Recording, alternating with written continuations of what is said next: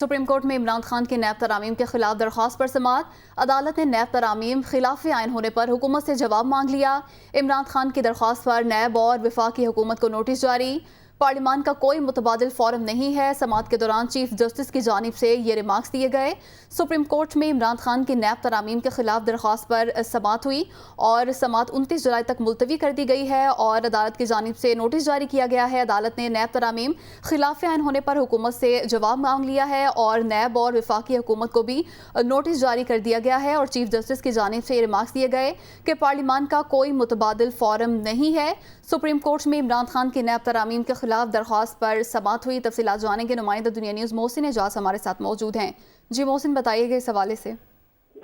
دیکھیے، supreme court of Pakistan میں اس اہم معاملے سے متعلق چیئرمین پاکستان تحریک انصاف عمران خان کی درخواست پر سماعت ہوئی ہے اور سپریم کورٹ آف پاکستان نے اب اس سلسلے میں اٹارنی جنرل کو نوٹس جاری کر دیا ہے اور اس کے ساتھ ساتھ یہ جو معاملہ ہے اس میں کہا گیا ہے کہ جو عدالتی ریلیف ہے یہ عدالتی فیصلے سے مشروط ہو تو حکومت کو کیا مسئلہ۔ جسٹس جاز الاحسن کی جانب سے یہ ریمارک سامنے آئے۔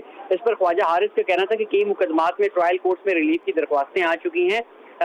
جسٹس منصور علی شاہ کا اپنے ریمارکس میں کہنا تھا کہ اگر ترامیم کالعدم ہوئی تو ملنے والا فائدہ واپس ہو جائے گا۔ اس کے ساتھ جسٹس جاز الاحسن نے اپنے ریمارکس میں کہا کہ فائدہ ملنے کے بعد واپس ہونے سے قانونی چارہ جوئی شروع ہو جائے گی۔ عدالت کی جانب سے آج جو اہم ریمارکس دیے گئے اس میں چیف جسٹس کا کہنا تھا کہ پارلیمان کا کوئی متبادل فورم نہیں ہے۔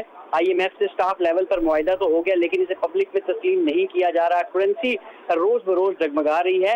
سپریم کورٹ آف پاکستان جو ہے اس معاملے پر اب وفاقی حکومت کو بھی نوٹس کیا ہے اور نیب کو بھی نوٹس جاری کر دیا ہے اور اس سلسلے میں حکومت سے جواب بھی مانگا گیا ہے۔ آج ہونے والی سماعت کے موقع پر پی ٹی آئی کے جو رہنما ہیں شاہ محمود قریشی، انہیں بھی روسٹرم پر بلایا گیا اور چیف جسٹس نے یہ ریمارکس دیے کہ آپ کے پاس لوگوں کا ٹرسٹ ہے، اس ملک، قوم اور آئین کے بارے میں سوچیں۔